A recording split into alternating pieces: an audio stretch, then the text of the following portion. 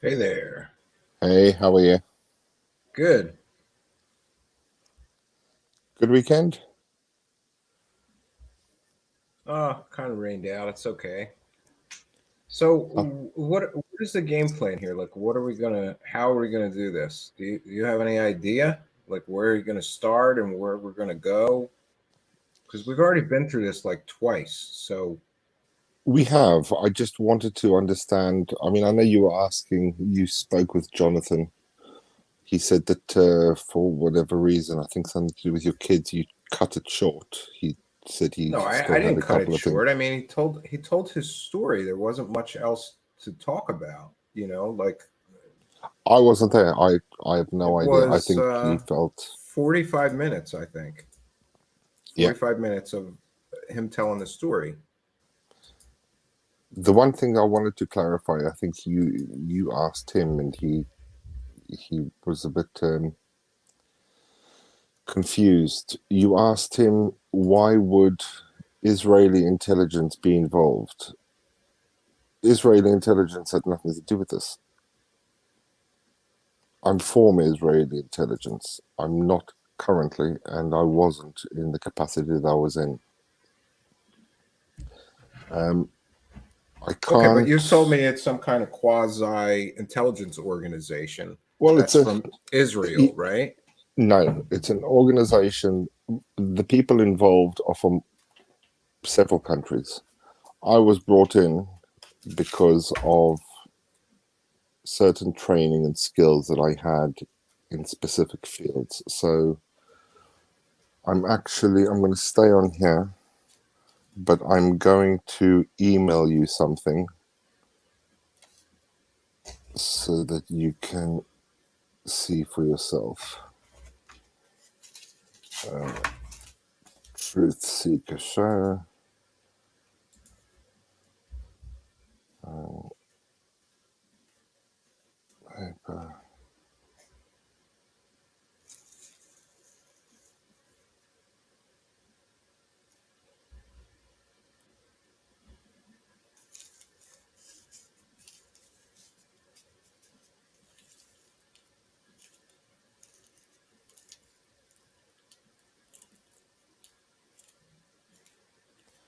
Right, I've sent you an email with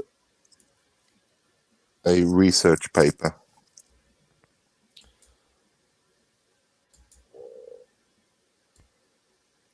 Should be with you shortly. Yeah. Okay. And you can see that it's a paper researching post traumatic effects of terrorism on children. Okay. And if you scroll down to the first main page of the PDF, you will see the co-authors. Yeah, I see you listed from Yeah, Rishon LeZion Mental Health Center in Israel. that's So right. you have a So background in psychology. I've got a background in psychology, but one of my main focus areas has always been how ideologies, terrorist groups, cults influence and affect people, which is why I was brought in to be able to identify people, or actually the scouts that were on would identify them. I was able to get embedded to identify what they were doing, identify the behavior, to be able to identify vulnerable victims and get them out. Okay. Um, so it's just And difficult this on here because, Jonathan was one of those people that you so, identified. yeah, so Jonathan initially was actually part of the frat boy group. He was actually one of them, but they all play each other. And the reason why they do it is because they know that certain of the so-called UFO celebrities revolve around others. So they identify almost people that they want. They try win favor with these celebrities so that they can get close to them and therefore in some sort of inner circle. Everyone, whether you are a skeptical believer, wants to believe. They want to learn as much as they can, and the only way to learn as much as you can is to get close to the people you believe are on the inside, whether it's government, Chris Bledsoe, or whoever it may be, other celebrity. And a lot of these guys work together, and they almost recruit people to take to, whether it's Elizondo, Ross Coulthard, Bledsoe, in order to win favor, get into their favor, get into their circle. They then get introduced to other people, and they believe that they're one of the big people themselves. They can then start telling everyone else that they're friends with or work with or interact with on Twitter that they're on the inside. And that's exactly what they do. I Okay. wasn't monitoring everyone. I was monitoring specific people. The first person, so the way that I got involved and I identified who I needed to go to, the first person I actually ever interacted with and got close to was Jack Safati. Because from all the research we were told, always go to the old school. Jack Safati was obviously, as you know, close to the Ron Pandolfis, Hal Patoffs, and all the main names. From there, he got me onto his email list, which I've shown you, and that's separate. If you ever want to do a show on that, you wanted me to share some of those emails, you would be blown away by some of the things they discuss. Yeah, and this is all UFO insiders and UFO celebrities like Elizondo, Christopher Mellon, Hal Yeah, Puthoff. yeah, but it's more than just UFO celebrities, UFO insiders. There are other people. They are really top scientists in various fields. They are government, military, intel people, even some of them with their CIA and DOD email addresses. There are a lot of people there who, from what I can show you, and this is separate to what we're talking here, what I can show you are probably the people above Elizondo and co who are actually calling the shots. And it's people that you'd never hear mentioned on Twitter. You never hear mentioned in documentaries, in podcasts, ever. They're the people behind the scenes, and they're all on that email list. Yeah, I have heard about that email list at various times for years, Yeah, including, I guess, the most notable person that mentions that email list. I've heard him mention it multiple times is Grant Cameron because he keeps tabs on people like Sarfati and all of these other people that you have mentioned. yeah. So by getting in with Jack Safati, I was able to then learn who is who. I started that around middle of March 2020. I quickly started learning some of the people below them, well below them, the other names like the D Prasads, etc. We had people watching D Prasad because obviously we all know that half of everything he says is bullshit. D Prasad was interacting with someone who he was very, very, very close to, and that was John Davies, which is how I got to John Davies. There were Okay. people then watching his interactions. Because I'm based in the UK, I was tasked with watching the people in the UK and Ireland. There are Yeah, and there also does seem to be an inordinate amount of people involved in, I mean, what I would call the United States UFO scene that are all from England. We have, I could think of multiple examples. This Project oh, Unity, Jonathan Davies, many people from England are deeply Paul, yeah, Paul Reddington, Paul embedded in. Jones, Adam Mhm. Goldsack, all of them. Now, Adam Goldsack is probably the head of that entire group. And from the way they work, what I've learned extensively is, and I've actually mentioned it plenty times myself with Micah, there are so many people, these people are actually recruited and have been recruited well before TTSA actually came out. They were all put in place to be ready for when it does. And they immediately from day one were active. They then recruit more people into the group. They're highly aggressive, highly abusive. They work in teams. If you actually read a lot of their emails, you can just look at all the emails mocking me in the last 4 weeks. It's always the same people liking it, resharing it, and commenting. There's never anyone new. But it extends to the United States, where you've got your Christopher Walfords, your UAP Mikes, all of them.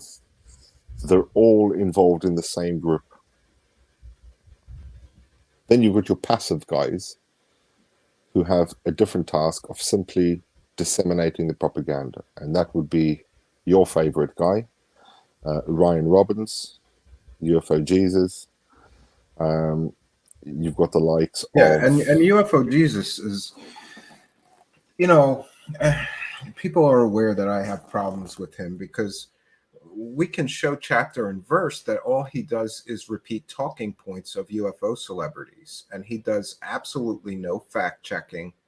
He just repeats what they say as factual, even when it's not. And I have a real problem with that. And we can estimate that, he's made tens of thousands of dollars with his YouTube channel just repeating UFO celebrity talking points. And he was also instrumental in promoting TTSA, and I'm sure helping them to get what I would term as victims of their techno scam. So, I completely agree with you, but that's what he was recruited for. He was recruited. This isn't someone who just waltzed into Twitter and decided, you know what, I'm just going to follow this and be a cheerleader. He was recruited. Have you read some of his books, or at least seen the books he's written? No, I haven't. They're all on cognitive behavior, how to manipulate people. There's actually one book titled How to Manipulate People Like the CIA, or something like that. He writes books on cognitive behavioral therapy. And if you know anything on cognitive behavior, it is how to use words, language, and prompts to get people to... It's kind of like neuro-linguistic programming. It's very similar. Exactly, neuro-linguistic programming. Yeah. And it's interesting that he has that background in how to manipulate people in psychology, and he gets, as you say, he has been recruited to help them manipulate the minds of the masses, perhaps. Correct. But then you get people like Tim McMillan, who founded The Debrief. He's also a specialist in neuro-linguistic programming. And then when you start looking at the backgrounds of a number of these people, they all have that same skill. And they use it. Because half the debrief articles are complete bullshit. But people simply listen. And people listen. It's not just believers that believe it. It's actually skeptics as well. Because everyone who's on there just wants to believe. Yeah, I totally agree with you. It seems like, they really want to believe this whole disclosure is nigh any day now. And this UFO Jesus, since he started his channel, he has taken down many of his early videos. And in one early video, he declared that it was the first day of disclosure. And that day was the day of the TTSA fake press conference. He made a video saying this is the first day of disclosure. And he says other ridiculous things like Lou Elizondo's statement at that conference will be taught in history books for the next 1,000 years. That's a quote from him. Yeah. It's troubling. It's very troubling. But once you get something out there and you have people there just to share it and reshare it, I mean, it's the same thing as this guy, this Marek Rennenkampf, who came onto Twitter, and his entire purpose was to take down Mick West. Yeah, I'm familiar. He's got yes, he had some time, it was not a senior role. He was not an advisor to Obama like he claims. Half his photos are staged and not the real deal. But these are the types of people. You've got this Katie Howland or whatever, her and Marek actually go way back. They used to work together. Well, that's interesting because now they're sort of deeply embedded and involved here. Correct. They are students of policy analytics. The policy analysts, that's all they are. They're the people who are studying to be advisors to senior decision makers in Congress, the Senate, or the president. I think that Marek was involved as a junior gopher during the Obama election run, but never actually when he was president. But they're all involved, and they have those skills of being able to take any information and push it out as propaganda over and over and over. If you write in the Hill, if you write it in certain papers as an opinion piece, people don't take it as an opinion piece, they take it as fact. Yeah. So a lot of the people that you could say, befriended with my previous accounts were all people that ended up being victims to some form from the John Davies and co group, especially Christopher Gray. And actually one of them, Puxley, who I was friendly with, and he's a very attention-seeking person. He's been slating me galore, which I've laughed at quite a bit. But he used to speak to Christopher Gray on Skype. He even tweeted about it extensively until Christopher Gray threatened him and then sent him the video of the murder. Interesting. Yeah. Um, So, but let's get back to this. yeah. How do you want to position this? I came to you and I wanted to get this out. Sure. I want you to tell this, a little more detail. So you're claiming that you were sent in by some group to help pull people out of the UFO cult extremist groups. You talk a little bit about that. Yeah, look, I'm not going to go into detail. All I will say is that I was brought in to identify the people involved in the group, involved in what I understood as the ideology of a cult. People who wanted to almost find vulnerable victims, almost like sacrificial lambs, take them to the people that they wanted to get close to win favor, build entire narratives. There were a lot of people involved in it. Jonathan was one of the first that I'd found, and you've heard his story. You've seen everything that he shared with you, start to finish. It shows how he was identified, how they manipulated it, how they took him to Bledsoe or got him to send hair and clothing and other pieces to Bledsoe. And these are people that are now promoting Christopher Bledsoe's book that's coming up in December. Yeah, I've noticed that. And also, I've heard that this Jonathan Davies was the researcher for this News 7 Australian reporter Ross Coulthart. Yeah, and is that they're true? all. I'm not sure if it is true. It wouldn't surprise me because half of the things that Ross Coulthart comes up with is complete and utter rubbish. It's old hoaxes, but Jonathan Davies does promote, and there's a lot of people that promote all of this. I mean, I just saw your little short video on Third Phase of the Moon. It's almost like Third Phase of the Moon is hiring these people to just push out the same old tired stories.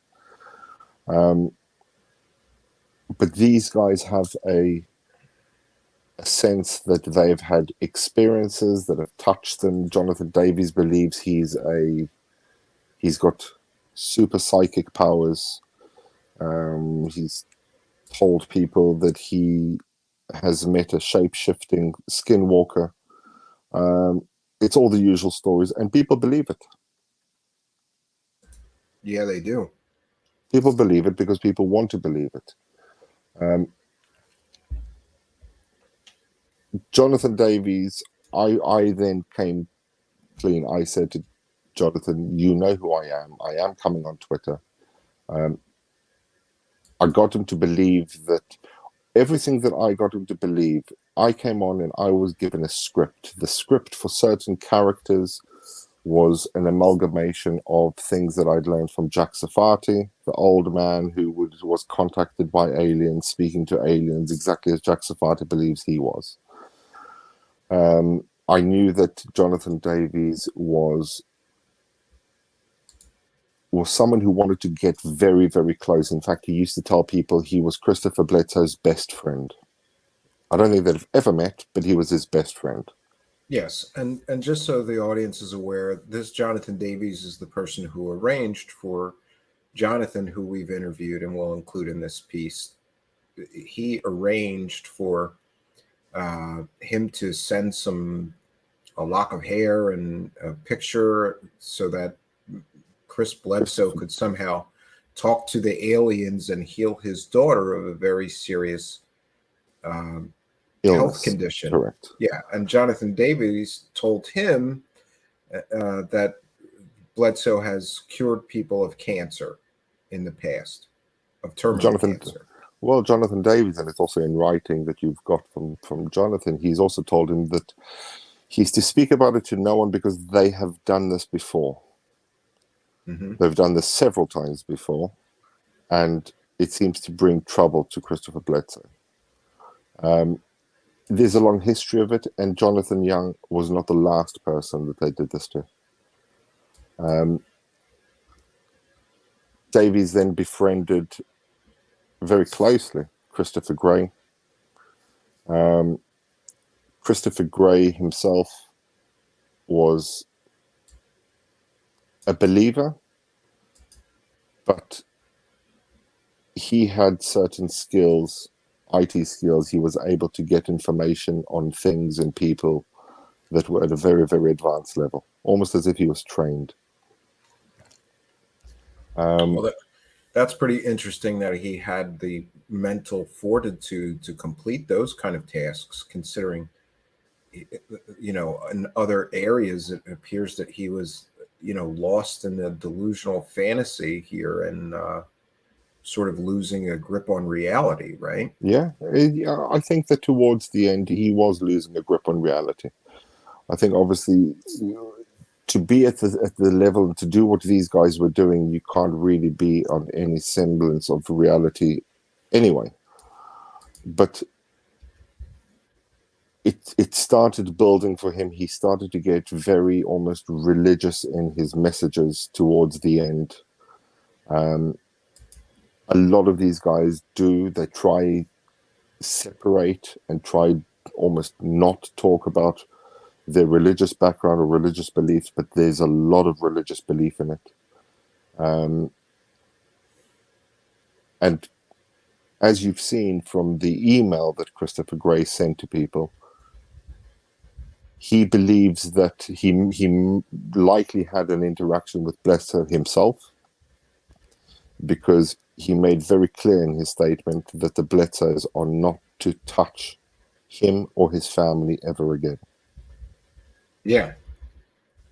So Bledsoe was somehow involved in causing this person to, I would say, degenerate in some way. And Bledsoe was also the focus of some of his paranoid delusions, some might say, right? Yeah, I think so. And I think that he probably saw that as some sort of Satanism, because he was there to fight Satan. He made those statements on several occasions, especially in that final email. I'm not so sure that it's Chris Bledsoe himself that is actually doing the harm, if that makes sense. I think that Chris Bledsoe is being used, potentially, but then that's just my speculative opinion. But Chris Bledsoe was close to a lot of the people at the top. He was close to people in the CIA. He was close to TTSA. He is close to Jim Semivan, who doesn't stop talking about him. He's close to the Bob Maguire and all of these guys. And John Davies started getting very close to the Bob Maguires and that entire circle. They all Yeah, and promote those I'm same aware people. Bledsoe is also close and closely followed by people like Grant Cameron, Yeah, and many other UFO celebrities have at least done an interview with him or talked about his strange experiences. So I suppose if you wanted to get close to some of these UFO celebrities, a good way to do that would be to cozy up to Bledsoe himself, who knows all of them and has exactly. interacted with them, is friendly with them. Exactly. Look, everyone wants to try get their answers, and to get the answers, they need to get to the people at the top, and they will do whatever it takes. And I think the purpose of why I came to you with this is so that you can understand just how far people will go to get to the top, and that's exactly what a cult is. So while everyone on Twitter is going about talking, screaming, shouting, um, talking about how terrible the insults are and the vitriol and the attacks and the abuse and even the doxing, they just have no idea how far things have actually gotten and what people are actually prepared to do to get to the top. Yeah. Yeah.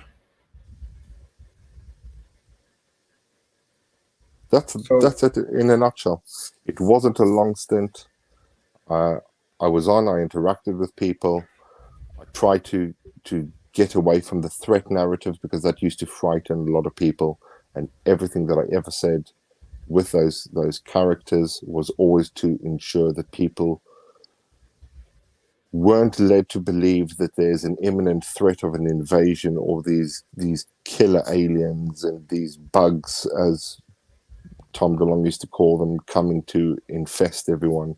And now you've got the stories from Skinwalker Ranch almost taking it to the next level of hitchhiking parasites and werewolves and God knows what else. It is dangerous, and just that fear can create. I mean, you've seen the stories in the United States as well. You got a story recently, I think a year ago, a father shot his son with a spear gun because he thought he was a reptilian. And these types of ideologies are very dangerous, and it wasn't just me. There were many people. In fact, there were more than just me manning those accounts that I was on itself. The reason I left at the beginning of October was that I had found a fake account on Twitter that was using my name and my company name and other details about me. sure. So let's talk about these alternate or other Twitter accounts. And Yep. some of your very harsh critics have pointed out that you or accused you of using multiple Twitter accounts that were telling different stories. And not, I'm aware or have been told. Jonathan confirmed that you were behind the Truth Above All account Yeah. and I'm not Truth of Era Via truth accounts. truth of Terravaya. Yes. Yeah, Truth Bearer and Truth of Terravaya, correct. They were actually the same account. So at no point did I have more than one account at any given time. Ever. So I know a lot of people are being accused at the moment of being me and my alternate accounts and sock puppets and whatever. Sock puppet accounts are accounts that you have simultaneously to your main account. I never had multiple accounts. I always had one account at any given time. The stories Okay, were but there what was the because purpose? What was the purpose of having all of these different Twitter accounts then at different times? um, actually, Truth Bearer and Truth of Terravaya evolved out of Truth Bearer. I never ever deactivated the Truth Bearer account. I simply changed the name. In terms of Okay, the narrative, it is all scripted. It is all scripted. The purpose of coming in with the script and with those stories is because there were a lot of believers. You've got your love and light people, your people who believe in the Galactic Federation, that they talk to aliens. You've got all sorts of people in there. It was one of those accounts because it was able to blend in. Everything that I did, I didn't give a shit about the people I was interacting with daily. I wasn't there for them. What the scripts were saying, what the stories were, I never cared. There was a lot of truth because there was things that I was saying that were in terms of scientific research. I used to put papers on. I used to talk about different things as well at the time. But most of the things were simply scripted. And if I, for example, was interacting with you and you were asking me questions and I was talking about aliens and UFOs and things that I'd seen, you were never the target audience. Twitter is a public platform, which means anything that I'm putting in tweets would be seen by everyone. And it was those groups of very, very heavy believers that I was there to get inside with. Everyone else was irrelevant. I wasn't there to be a skeptic.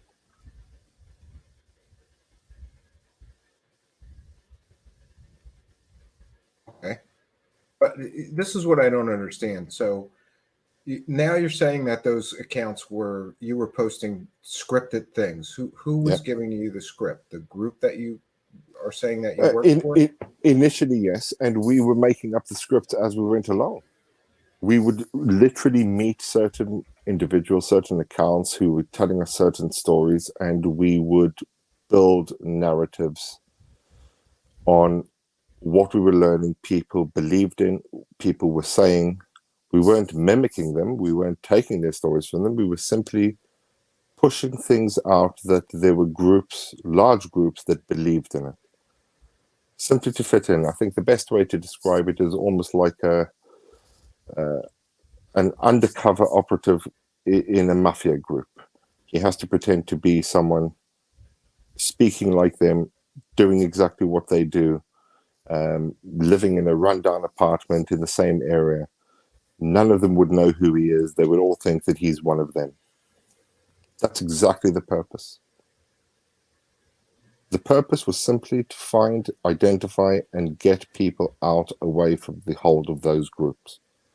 That's it.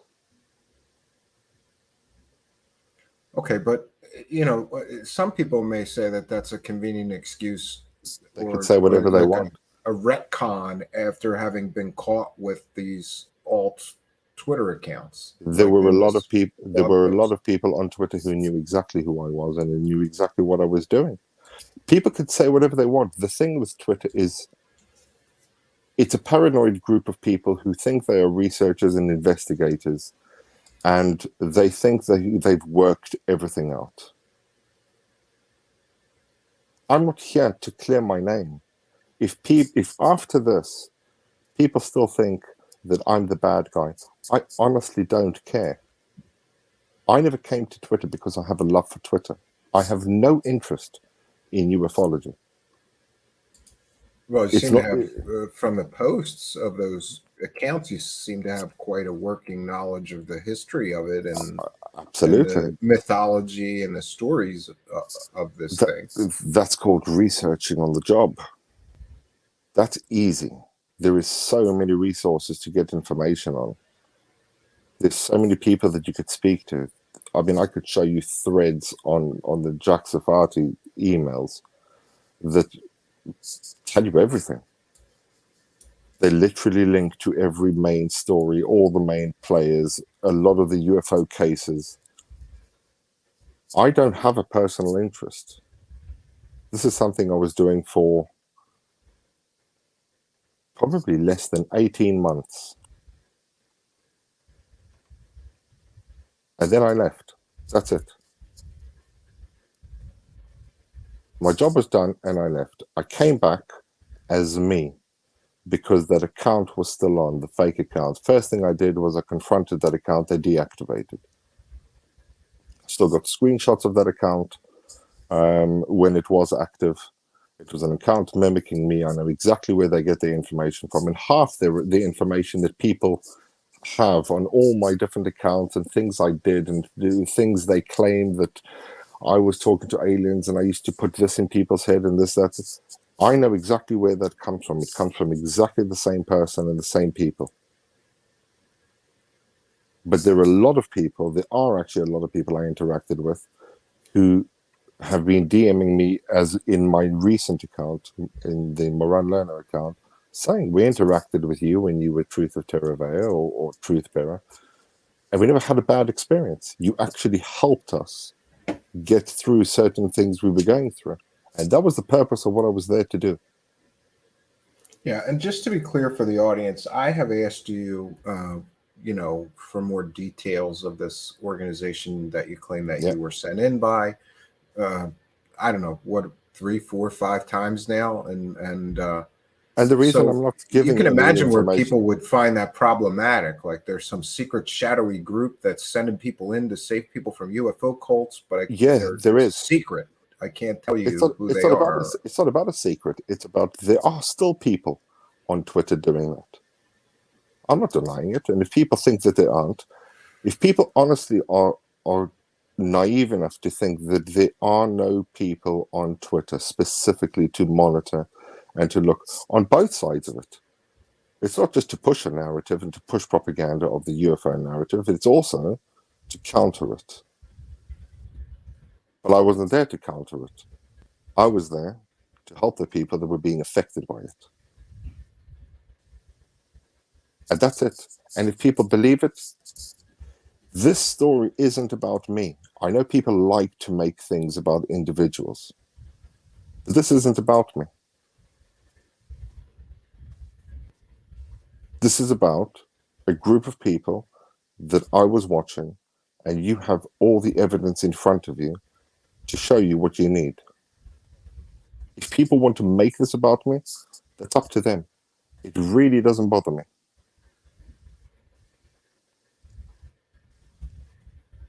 I'm not running away. I could have run away after that blog. I'm not running away because I've got nothing to care about. It doesn't bother me in the slightest. If people don't want to listen, I have no interest in remaining on Twitter. I didn't have any interest in coming on Twitter. I was asked to. I did my job, and I left. I then had someone pretending to be the real me when they weren't, and I came back on as me. That's it.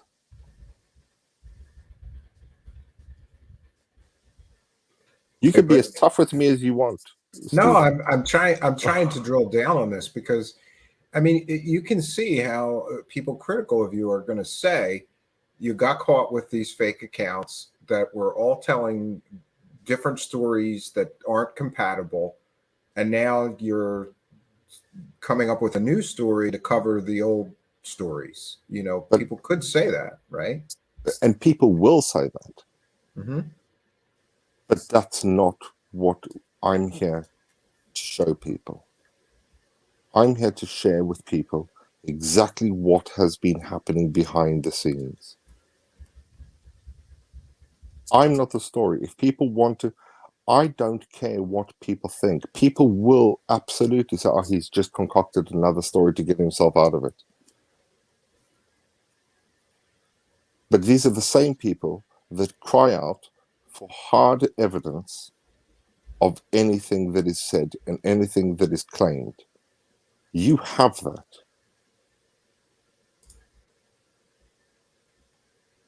Okay. Well, I could share with you one thing from one of your harsh critics. Let's see here. See if we can. Yeah, I have here from Bradley Johansson says Yeah, Moran's friend Jonathan confirmed that he was behind the Truth Above It All and Truth of Era Via accounts. yeah. Troy Littman confirmed to me that he was Truth of Via. Therefore, Moran ran all of those accounts. And the point that he makes is that those accounts made a wide variety of biographical and other claims that are incompatible with each other and with Moran's Absolutely. own biography. Absolutely. Firstly, I wasn't Troy Lipman. Troy Lipman is still an active account. I can't deactivate it because I never started it. You need all the details in order to deactivate it.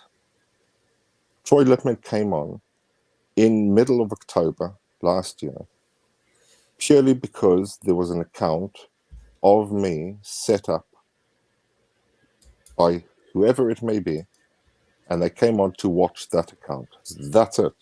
They played the game. All of those accounts, everything, the bios, the stories, none of it was real. It was never intended to be real. You're asking me, I'm telling you. I'm not trying to give excuses for it. But from April, when I came on as me, I'd already left the organization. I'd left everything, and I came on purely as me. People want to believe it, they can. People don't want to believe it, they don't need to. But I wanted to be left isn't alone. it true that you came on under this name after the blog of, or shortly before the blog of this Bradley Johansson? I came on in April, beginning of April. The blog came out at the end of July. Okay.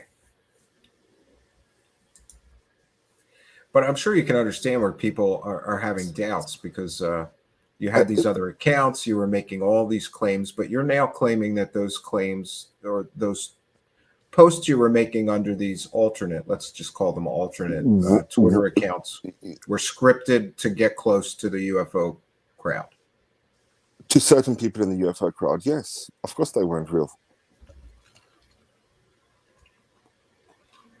So all the claims say, that you made under these other accounts were fake then? Not all the claims, but I was never going to say, hey, I'm in England and this is what I do for a living and so on. So they were all designed to be false accounts. They were all designed to be actor accounts with a script and a narrative in order to get inside the cult. Okay, but and from maybe my memory is wrong too, but I seem to recall that when I first talked to you, you claimed those weren't your accounts. When did I say they weren't my accounts? Maybe I'm misremembering what you said. The Truth Bearer and Truth of Terror Via accounts were mine. Troy Lipman is not mine. I know who's running it. There was, to be clear, there was other accounts Bradley Johansson claimed that you were also behind, that you deny that you were behind. Which accounts was I allegedly behind? I have no idea. I don't have his blog in front of me, but I think his blog was a few more accounts. Yeah. Oh no, no, there was never any other accounts other than Truth of Terror Via and Truth Bearer. There were no other accounts. Okay. Well, and to be clear and to be fair, Bradley Johansson's blog did not offer any forensic evidence or proof that you ran these multiple accounts.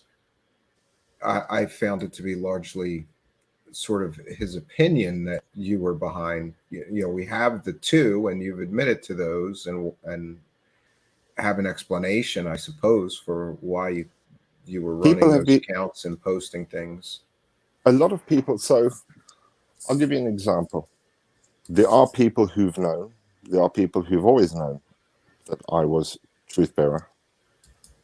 In fact, John Davies and Jonathan Young and a couple of others, I actually told them I was coming on Twitter towards the end of July 2020 as Truth Bearer. There was no secret about it with certain people.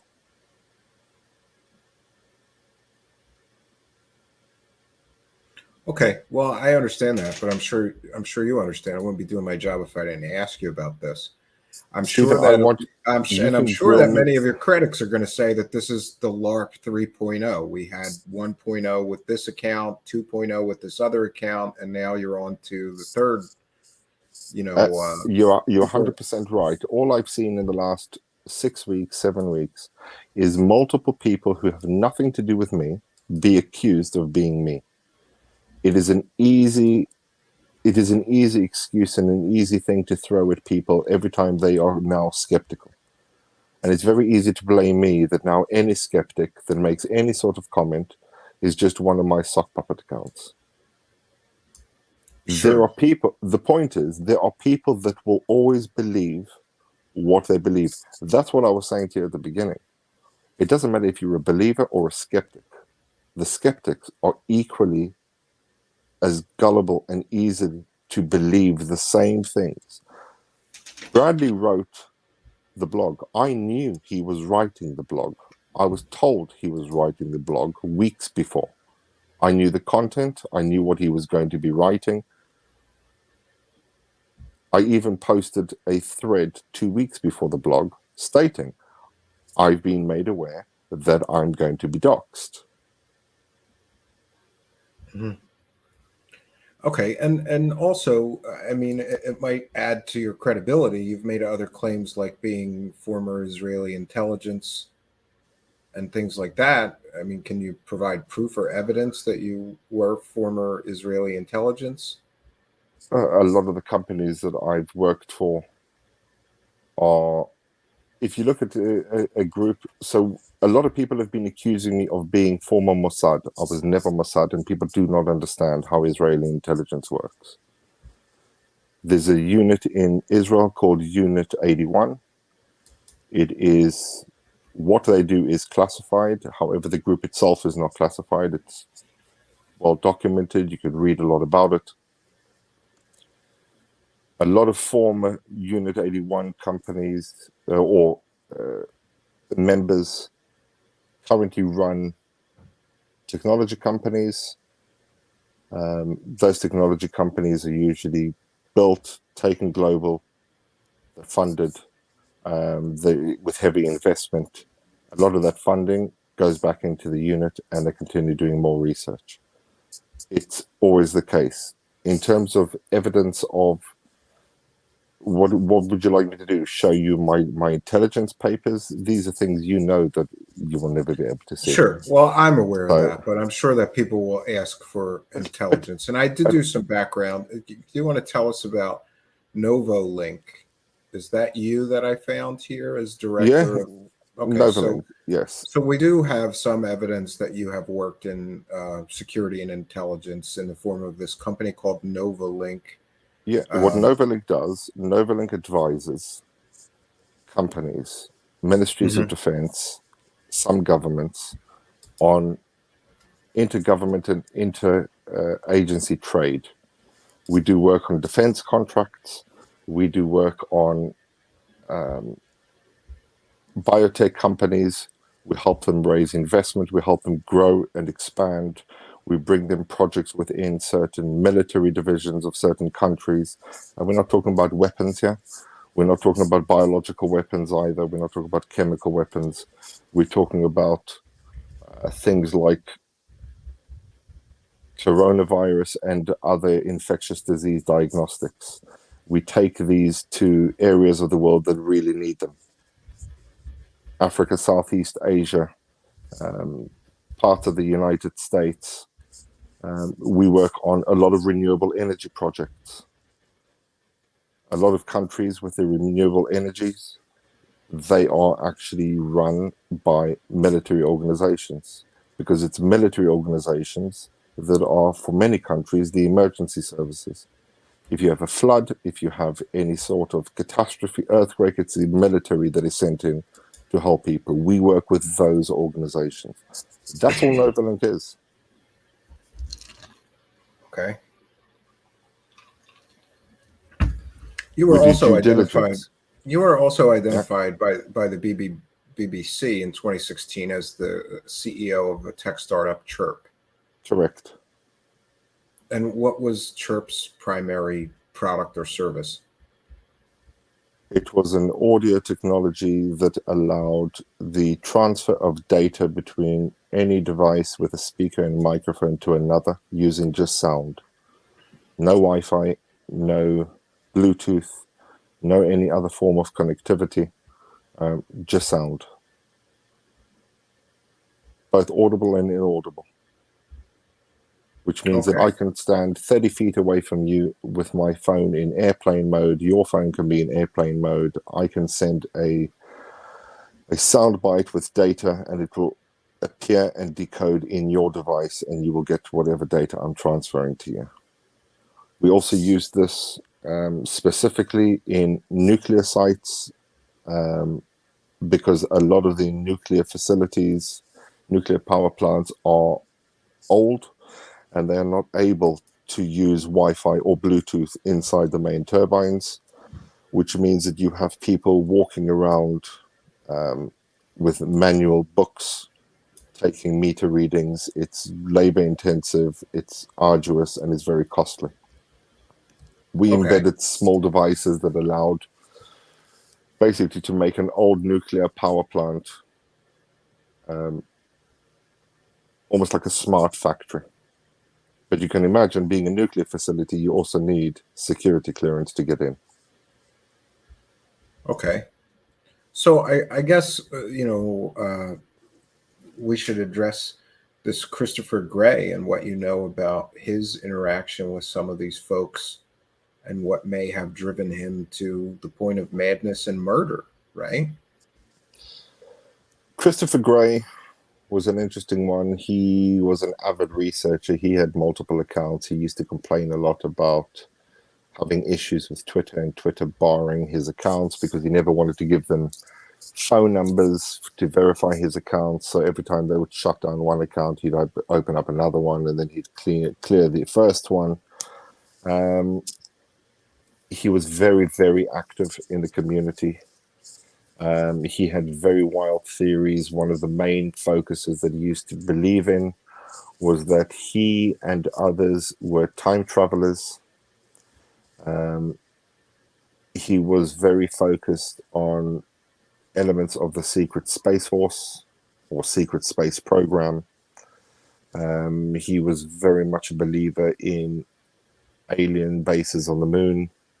And he used to engage heavily with the likes of John Davies. I know John Davies has been accused a few times over the last couple of months. He's denied any interaction or being friends with Christopher Gray, but I think you've got more than enough evidence in front of you to show the contrary. They were actually a lot closer. In fact, you've also got evidence that where John Davies has been going around Twitter telling people Moran lies, he's been saying he's former Israeli intelligence and this, that, the other, haha. Actually, you've got evidence that he told someone over a year ago that the reason they backed away from me was because they themselves found out that I was former Israeli intelligence. Yeah, that's pretty interesting. And so Jonathan Davies was heavily involved with this Christopher Gray before the murder. And Correct. We've also seen some evidence that Jonathan Davies was sort of telling people not to talk about the murder in public because it was bad for disclosure. Correct. Is my understanding of that correct? He wanted to distance himself from Christopher Gray because he knew he was a lot closer to Christopher Gray than he wanted anyone to know. Here's Christopher Gray. Here's Jonathan Davies trying to get his way up the ladder. By that time, he had already gone all out to dox people like D. Prasad. These are the people that dox people. He's the same person. And again, there were a lot of claims made about me that everyone is still saying is true because Jonathan Davies said so. Jonathan Davies also said that when he first met me, I asked him to get me close to Christopher Bledsoe and to D. Prasad. But when he refused, I just lashed out and I would attack them when they refused my overtures. But it was him that doxed D. Prasad. In fact, he doxed D. Prasad shortly after I met him. Yeah, and it was Davies that was responsible for some of the revelations about perhaps Deep Prasad is not all that he constantly claims to be insofar as his business and things like that. Isn't that Everything. correct? It had nothing to do with me. I don't even know the details. What I do know is that I did try get hold of D. Prasad because I do have the evidence, which I have shared with you as well. I was aware he was busy working on doxing Deep Prasad. He even said the same thing to Jonathan Young and pretty much anyone that would listen. And it wasn't just him working on it. You had your group that he's still with, your Paul Reddingtons, your Paul Jones, all the guys in England, in Scotland, in Ireland. I mean, I had recent, how should I say, issues, conflict, short interactions with a guy in Ireland called Robert Sheridan, because I had never heard of the guy. Out of the blue, he starts talking to me in direct messages, wanted to get close. Then I don't hear from him for a few hours. Then immediately he comes to me and he says, "Would you like to go on the Ross Coulthard show?" And I said, "Absolutely not." Yeah, and we have the screenshot from that interaction, so we Yeah, know you've got that's everything. I'm not. accurate. He did ask you to be on a show with Ross, and you declined And I based on declined. Ross's credibility or lack of credibility, right? Correct. And he immediately blocked me.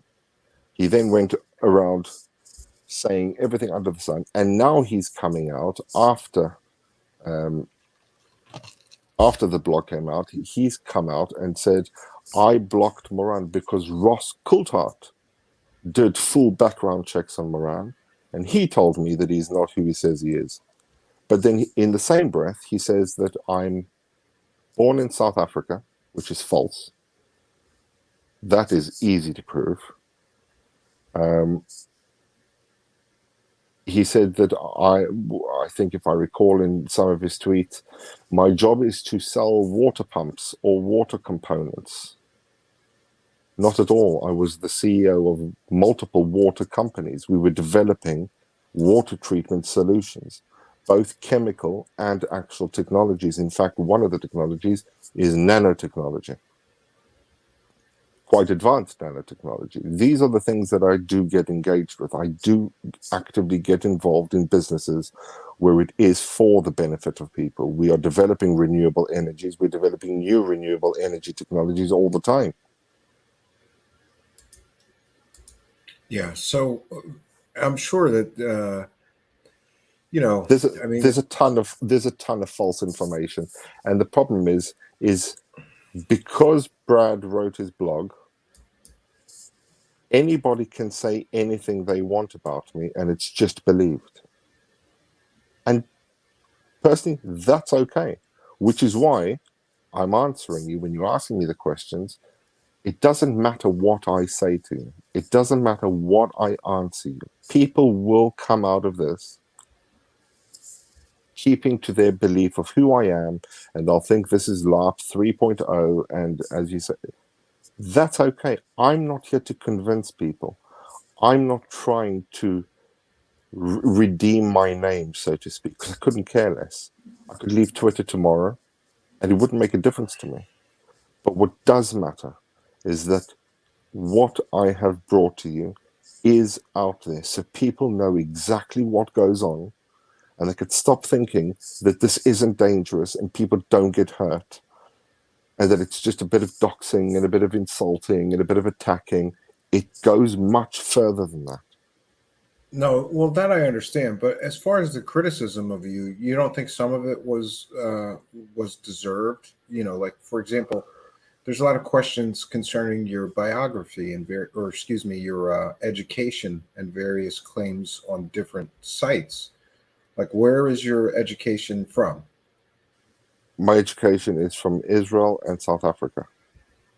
I have had certain things that I did in the United States, but I didn't get my degrees in the United States.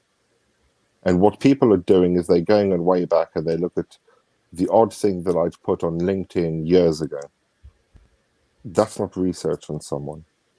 Okay, but do you have a Master's of Science from Berkeley? No. Well, one site lists that you do. Which site lists that I do? Look, the thing with the internet and and I don't even know which site you're talking about. There was a time that I put on that Masters of I think Masters of Psychology or Masters of something from Berkeley. on LinkedIn for about a week, then removed it. I removed my education, I removed everything. Okay, but why would you put that there? Did you attend the University of California? I did attend it. I wasn't a student. I attended it for a certain course. It was to do with psychology, yes. Okay. And you said that you had a degree from the University of South Africa, right? Yeah. And what year did you get that degree? 1998, I believe it was. Okay, because there's various sites. Some of them say for between 1995 and 1998, and others say 1994 and 2000. So there seems to be all this confusion around even something as simple as where you got your degrees and when. And look, again, where I got my education from, if this is the thing, what is the point of asking me where I got my Well, don't you education believe from? it goes to credibility? Because No, you've had two Twitter accounts that were all pumping all this alien information, and it's and now Stephen. you're saying that those were scripted to get close to UFO people. But then we go Correct. to I'm trying to be fair here, but when you go to some of these sites where your education is all over the place, it's not. Firstly, those were old sites. Secondly, I came to the UK from South Africa, Okay. where there were certain things that I was doing at the time. I was still involved with Israeli intelligence, and there were companies that I was involved in where I was getting in to do a job. It wasn't espionage. I wasn't taking information out of the country. It wasn't anything malicious or nefarious whatsoever. But my background, people can ask my background. I'm not here about my credibility. I'm not here to Well, talk about yeah, me. but I understand, but you understand that the credibility of a witness is always important to people listening to the person. I agree. You're making a lot of claims, and so people are gonna question your credibility. People will question regardless. Do you have any expertise in nanotechnology or friends that have expertise in Yes, nanotechnology? yes, I do. Okay, because in this Truth Bearer account, you are telling somebody to DM you. You work with a team of leading experts. What are the experts in the field of nanotechnology that you work with? It is one of the water companies that I work with. We've developed a nanomembrane for water treatment and remediation. And Okay. they are experts. In fact, they've written books on nanotechnology, and that's not just a claim.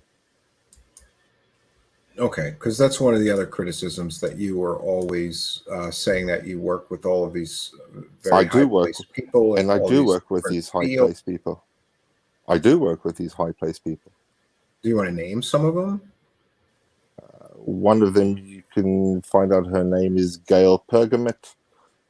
She's actually written a book on nanotechnology. Okay. And what about anti gravity? What experts in the field of anti gravity do you know? In terms of anti-gravity, my father was a senior engineer in Elbit and IAI in Israel for a long time. They're the equivalent of the Lockheed Martins. I've known a lot of engineers in all of the aerospace companies.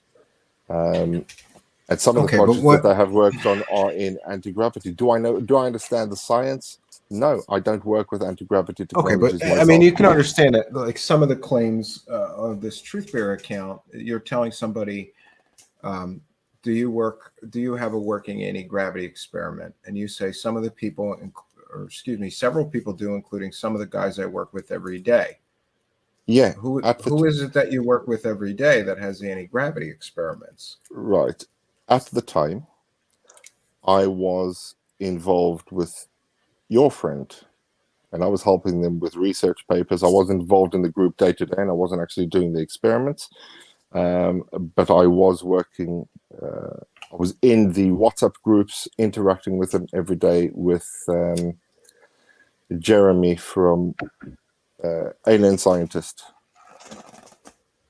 Okay. and all of them. That's the experiments they do. You know him. You know the type of work that they're doing. They've all been working on experiments on anti-gravity. They know a shitload about it. Okay. And what about Klaus Schmidt? You claim that you met him at a certain point? Klaus Schmidt? Yeah, this is from one of the tweets on the Truth Bearer account. Doesn't ring a bell? No? It says, I met Klaus Schmidt almost 15 years ago to the day with the team. Such a wonderful man. Amazing to think less than 5% of the site has only been uncovered. We found evidence that could be a few similar buried sites only a few miles away.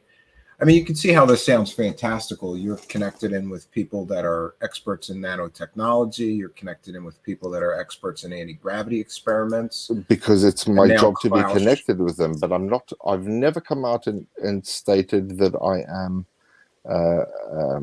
an industry expert. I do work with a lot of these people because I work in a lot of fields of technology and industry. That is true. I don't need to apologize for it. I don't need to name names. Okay, and I have named people. what about the claims of spending 3 decades hunting former Nazis around the world and files on Actually, hundreds? some of the people that are part of this group were the Nazi hunters. That actually wasn't my story. But I, Okay, having come from Israeli intelligence, yes, I was well aware of many people that were Nazi hunters. You're asking me, I'm being honest. sure. But back to Christopher Gray. So Christopher Gray sort of gets, let's just say, too deep down the rabbit hole here. And he believed from his, it appears from his public statements shortly before the murder that he was under some sort of attack by Christopher Bledsoe and Christopher Bledsoe's group of devotees, shall we Yeah. say? And do you Yeah. think that had something to do with him cracking and murdering his own father? I think that he believed that he was experimented on. He believed that he had something put in his head. He believed that he had experiments conducted on him. I'm well aware that there are numerous human experimentation projects and programs that have taken place, not just in the United States, but all over the world. He had a massive paranoia about it. Could he have potentially have been a victim of one of these programs? Potentially. He may have been a test subject. I don't know him well enough at all. Okay. Well, I mean, that's fair. And then can we talk about this group of people that this Christopher Gray sent the murder video and a pretty shocking sort of a final message to? Yeah. Do you have any insight as to why he sent so many UFO celebrities, including Christopher Mellon and Lou Elizondo and others, the video of him actually murdering his father with that Because strange message about the Bledsoes? I believe he holds a lot of those people responsible for what was happening to him and the people he believed he was close to. I have no idea what that has to do with his father, but he wanted to send a message that what he did to his father could happen to any one of them if they get near him. Okay. And are you aware of others in this group of people who actively tried to sort of discourage people from talking about this murder video being sent to all these UFO celebrities? I And don't know a single person on that list who ever mentioned it, who ever spoke out about it, who ever wanted anything to do with it, who alerted any authorities in any country. Because remember, those are people from all over the world. Those are not just people in the United States. okay. Yeah, it was pretty shocking that so many people got sent this video of a literal murder and no one even mentioned it, talked about it. Um, I searched the time frame on every recipient's Twitter feeds and other social media sites, Facebook, whatever, Yeah. Instagram, even TikTok. I found zero mention, and it's kind of shocking to me that so many people in the UFO community, especially these well-known UFO celebrities, all got a video of somebody being murdered and making claims about Christopher Bledsoe uh, in the message accompanying the murder video, and no one talked about it. Well, in fairness, It in doesn't the seem. email, it doesn't mention Christopher Bledsoe. It mentions the Bledsoes. I think it even mentions his cousin.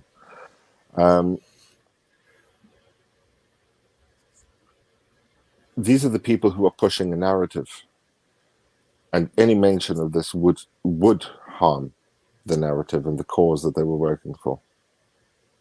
And there were a lot of people on Twitter, such as Jonathan Davies and a lot of the group, who were actively trying to discourage and dissuade people from ever mentioning it.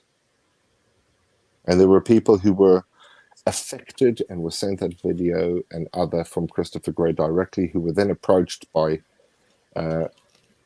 Jonathan Davies and some of the other guys, and they felt intimidated and threatened to be quiet about it.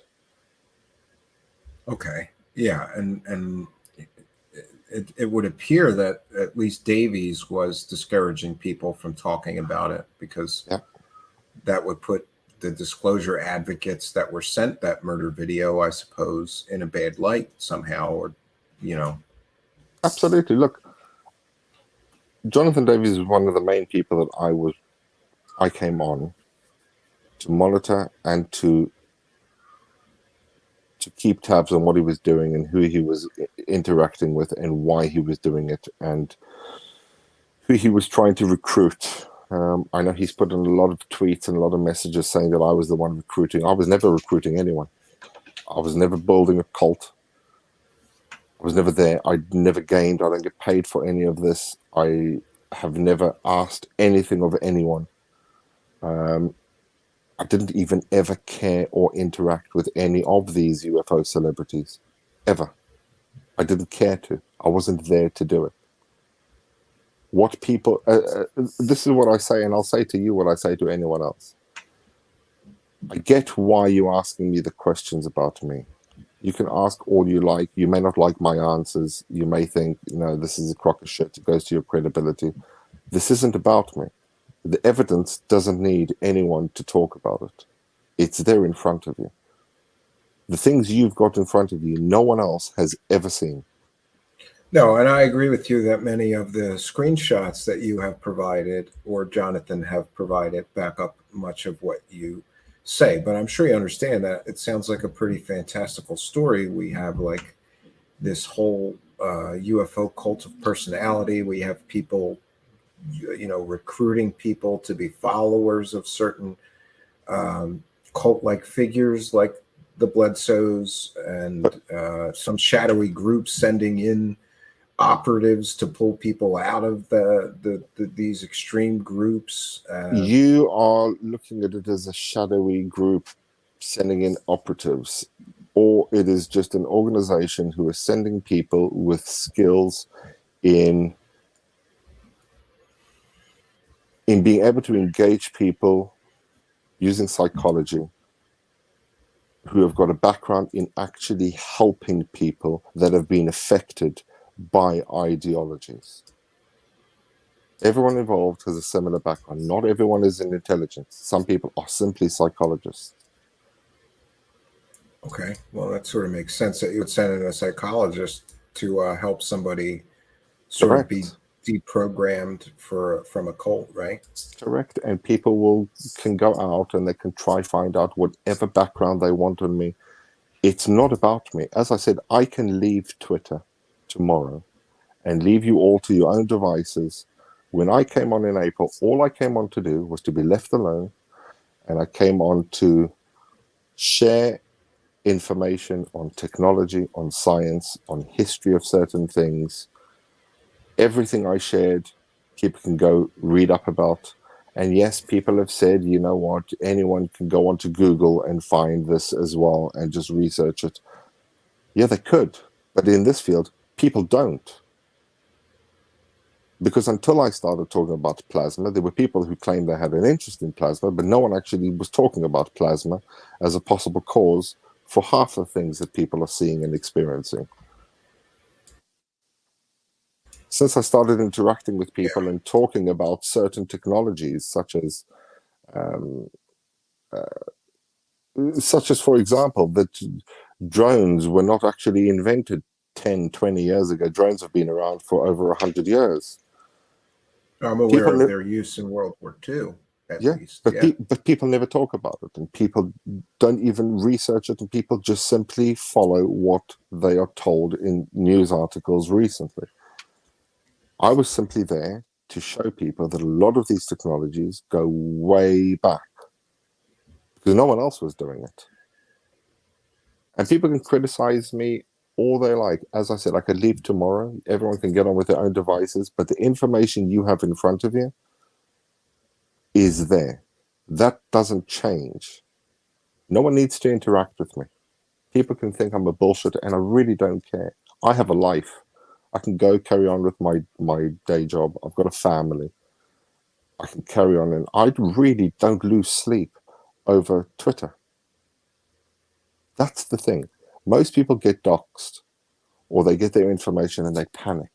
They go into forms of anxiety and, oh my God, they've outed me and this, that, the. It doesn't bother me. If people honestly believe that I've never harmed anybody on Twitter. If people want to say, well, you said this with one account and this with another account, it doesn't add up, therefore you're a liar. Yeah, I lie to people. It was my job. If people want to call me another Richard Doty, fine, call me another Rick Doty. Again, it doesn't bother me. All I want to do here is to expose the truth of what has happened and continues to happen. I've shown examples of how it happens with people like Ross Coulthart and others. You've also got things in front of you that aren't just from me and Jonathan, because immediately people will say, oh, but you're friends with Jonathan, so of course you guys will back each other's story.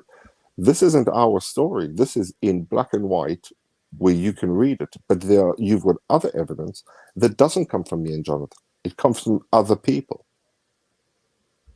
Yeah, I would agree that certainly there is substantial and supportive evidence of many parts of the story as you have laid them out. But I suppose that people, are going to have a problem with a lot of the background.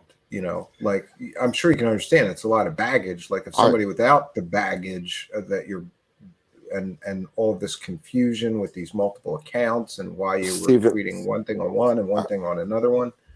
because that was my job, and people could just take it or leave it. It again, this is not about me. And I don't No, I understand why understand. people continue to make it about me. If people want to make it about me, the problem people have and why you can never crack people like Lou Elizondo is because you make it about Lou Elizondo. People make it so much about Lou Elizondo or this celebrity or that celebrity that you never actually get behind who's behind them.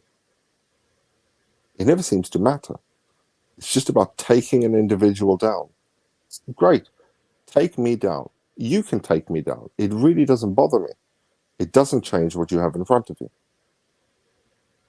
Whether I worked for a shadowy organization, as you call it, or I worked for myself, I'm just a guy who caught wind of people manipulating vulnerable people and doing really, really shitty things to them that were very dangerous, that led people to some serious anxieties and serious paranoia to the verge of schizophrenia, that led someone, because it's all involved with the same group, to murder his own father.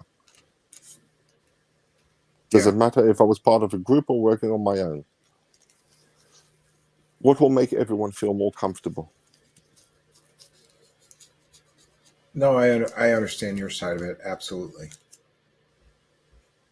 So, what do you think happens next with these groups? That's really up Are to they? you guys. That's Yeah, really up to you guys. I don't intend to stay on Twitter long. I've done my piece. People think what they do of me. It really doesn't bother me. I don't have a purpose for it anymore. I'm now out. I was someone who was there to share information, and the person who was going behind the scenes telling people no, he was truth terrifier, he was truth bearer, was John Davies. I've got all the tweets and evidence of from the second week or the first week that I joined. He already came to me. Moran, hello, long time. Are you here to recruit people? Are you here to tell them stories of seeing aliens and this, that, the other? And he's been going around, and you've also got evidence where he was telling people to stay away from it. Way yeah, back when. I have seen that. And and the other concern that I have is, I'm sure that some people are going to think it's rather convenient that we have one of your biggest critics, Jonathan Davis, is sort of the bad guy in this whole story That's because Jonathan somehow. Davies is the bad guy. But isn't that convenient that No, you're that's what the telling a evidence. story that puts him as the bad guy, and he's one of your harshest critics? So is this, you know, is Sorry, this some my beef that you're trying to settle between the two of you? between me and him. If you're asking me if it's personal, it is personal because I've seen what he does to people. It's not personal to the point where I'm here to take him down. This is a guy who's actively tried to take me down.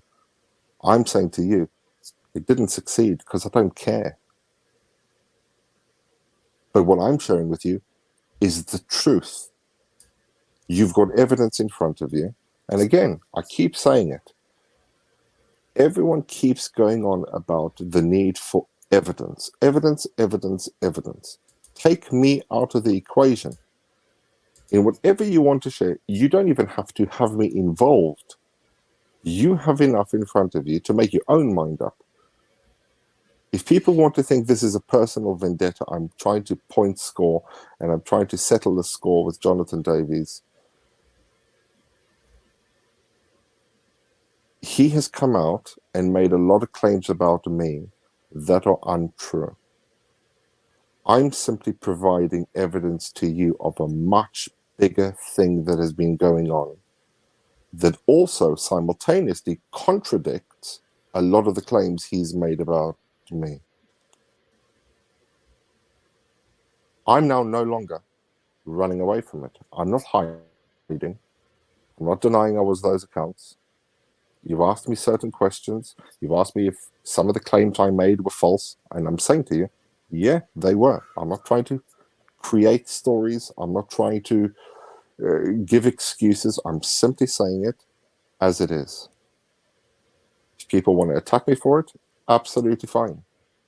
I'm not the I shouldn't be the focal point here. If people want to make me the focal point, by all means.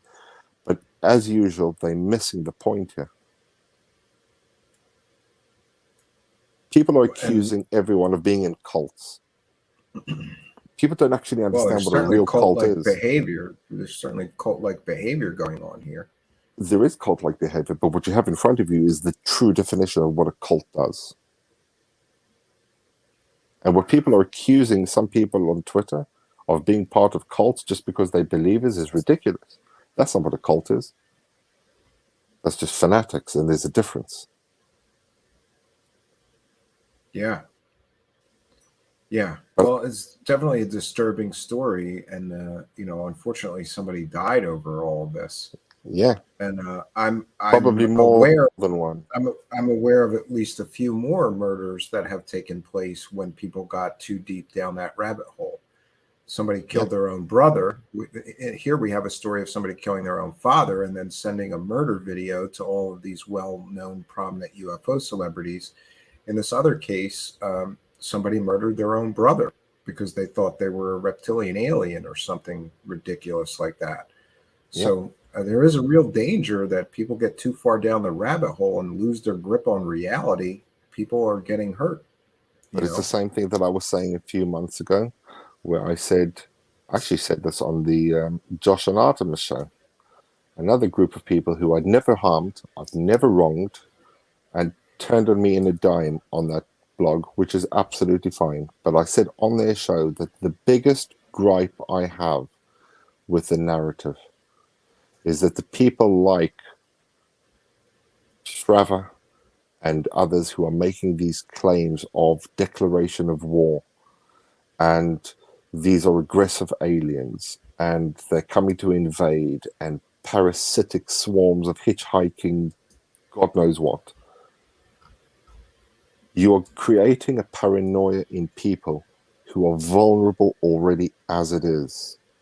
And if you have someone who is already highly paranoid and schizophrenic listening to someone in a senior position making claims that an alien invasion is taking place and it's a declaration of war, what do you think that results in?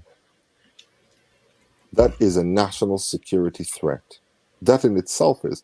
The interesting thing is that in the last 20 years, no Navy personnel have died from any alleged UAP incursion.